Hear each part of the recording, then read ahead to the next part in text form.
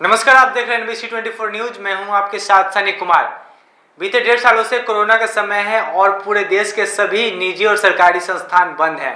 हालांकि बीच में जो कई स्कूल हैं वह खुले भी थे, निजी हो चाहे सरकारी हो, लेकिन उसके तुरंत बाद कोरोना की दूसरी लहर आई और एक बार फिर से सभी स्कूल और कॉलेज शट डाउन हो गए।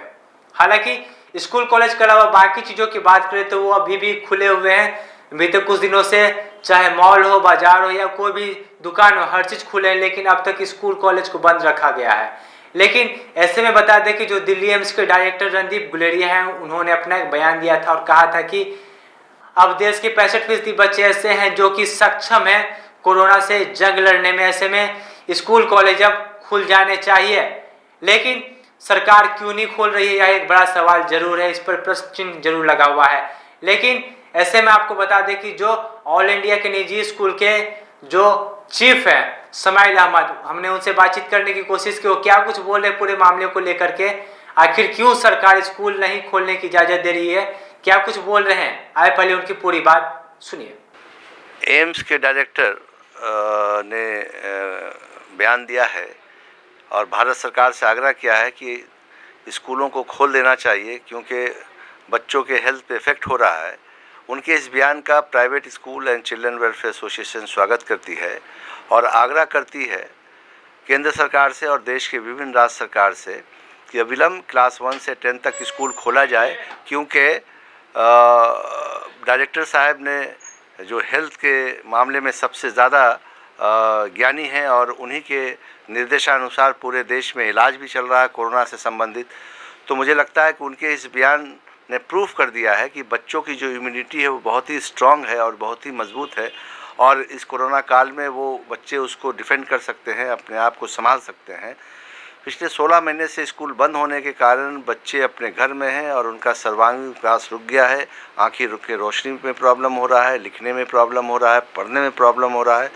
बच्चे थोड़ा बहुत चिड़चिड़े भी हो गए हैं और पेरेंट्स के साथ उनका अनबन हो रहा है क्योंकि लगातार एक साथ रहने से कठिनाइयाँ बढ़ रही हैं। Private school and children welfare association ज़ोरदार तरीके से केंद्र सरकार से मांग करती है और अगर विद्यालय केंद्र सरकार नहीं खोलती है तो ये समझ में आ जाएगा कि इस देश की शिक्षा को सरकार नहीं चाहती है कि शिक्षा अच्छी हो और इसकी सारी जिम्मेवारी केंद्र सरकार और देश की विभिन्न राज्य सरकार पे होगी अगर यहाँ की शिक्षा खत्म होती है। तो आपने सुना, जो निजी स्कूल के ऑल इंडिया प्रेसिडेंट है, उन्होंने साफ तौर पे कह दिया है कि जो सरकार है वह नहीं चाहती है कि स्कूल कॉलेज खुले और ऐसे में सभी को परेशानी हो रही। कई शिक्षक ऐसे हैं जिनकी नौकरियां चली गई है और रोजी रोटी के लिए उन्हें दर दर की ठोकरें खाने को मजबूर होना पड़ रहा है। साथ ही साथ हमने इसी मामले को लेकर के बातचीत करने की कोशिश की भाजपा के प्रदेश प्रवक्ता राम सागर सिंह, वो भी क्या कुछ बोल रहे हैं इस पूरे मामले को लेकर के, आए पहले उनकी पूरी बातों को भी सुनिए। सीरो सर्वे का जो रिपोर्ट आया, पूरे हिंदुस्तान में सीरो सर्वे कराया गया, उसमें से 62% से 69% बच्चों में एंटीबॉडी पॉजिटिव पाया गया था। इसका मतलब है कि बच्चे पॉजिटिव हो करके और फिर निगेटिव हुए। उस सीरो सर्वे के आधार पर ही सरकार तय करती है कि लोगों का क्या है, कितने लोग इन्फेक्टेड हुए होंगे। तो लगभग 60 से 70% भारत में इन्फेक्टेड हो चुके हैं। इसलिए जो कहा जाता है, रणदीप गुलेरिया जी ने कोई गलत बात नहीं कहा है। विदेशों में बहुत सारे देश में तो स्कूल बंद हुए ही नहीं। अब भारत में भी जो आपके पटना के एम्स में जो ट्रायल चल रहे थे 2 से 18 साल के बच्चों में, उसमें 12 साल से 17 साल के बच्चों में 18 बच्चे ट्रायल के लिए पटना एम्स गए थे। 18 में से 15 बच्चे में एंटीबॉडी पॉजिटिव पाया गया। इसका मतलब था कि वो पॉजिटिव हो गए थे कोरोना से, लेकिन उनको कुछ हुआ नहीं। जो रिसेप्टर होता है वो बच्चों में ज़्यादा रिसेप्टर काम नहीं करता है। इसका मतलब है कि वायरस उसमें चिपकता कम है, इसलिए बच्चे ज़्यादा सुरक्षित हैं बड़ों से भी। स्कूल कब तक खुलेगा, क्या कुछ नहीं, अब जब सीरो सर्वे के बाद ही डिसीजन लेते हैं, उस पर अब सरकार विचार करेगी। चूँकि रिपोर्ट अभी आया है, फिर बच्चों के लिए जो 2 साल से 18 साल के बच्चों के लिए जो ट्रायल चल रहा था हमारा वैक्सीन का, वो भी सितंबर तक, बच्चों के लिए वैक्सीन सितंबर से अक्टूबर तक उपलब्ध हो जाने की संभावना है।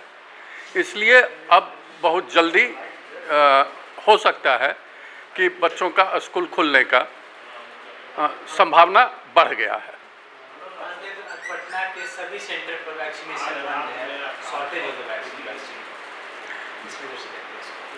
नहीं, वैक्सीनेशन का तो देखिए, अब प्रोडक्शन के लिए काफ़ी प्रोडक्शन का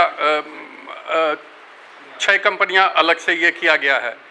कांग्रेस सरकार में 3 वैक्सीन के जो बनाती थी, 3 यूपीए के सरकार में 3 वैक्सीन बनाने वाले कंपनियों को बंद कर दिया गया था। फिर अभी उसको चालू कराने की बात हुई है, बहुत सारे कंपनियों को लाइसेंस दिया गया कि आप बनाइए, तो प्रोडक्शन अब हो रहा है, तो ये दिक्कत नहीं आएगा। और आप देखेंगे कि दिसंबर तक जो 6 करोड़ लोगों को वैक्सीन देने का किया गया है, रखा गया है, वो पूरा हो जाएगा। तो आपने सुना, साफ तौर पे भाजपा के प्रदेश प्रवक्ता ने कह दिया है कि जो सर्वे किया गया उसके तहत 65% बच्चों को कोरोना हो चुका है, उसके बाद वो निगेटिव हो चुके हैं। ऐसे में एंटीबॉडी जरूर बनी है और अब सरकार इस पर विचार करेगी, जिसके तहत जो स्कूल कॉलेज है उसे खोलने का निर्देश दिया जा सकेगा। लेकिन अब तक स्कूल कॉलेज क्यों बंद है, क्या कारण है, उसका कारण अभी तक साफ तौर पे नहीं पता चल सका है। देखने वाली बात हुई कि जब दिल्ली एम्स के डायरेक्टर ने साफ तौर पे कहा कि स्कूल कॉलेज खुलने चाहिए और जो केंद्रीय सरकार है और राज्य सरकार है दोनों विचार करेगी और कब तक बिहार और पूरे देश में स्कूल कॉलेज खुल जाएंगे, या देखने वाली बात जरूर होगी। तो आप ऐसी तमाम खबरों के लिए बने रहें NBC 24 के साथ। फिलहाल के लिए इतना ही, मुझे दीजिए इजाजत, नमस्कार।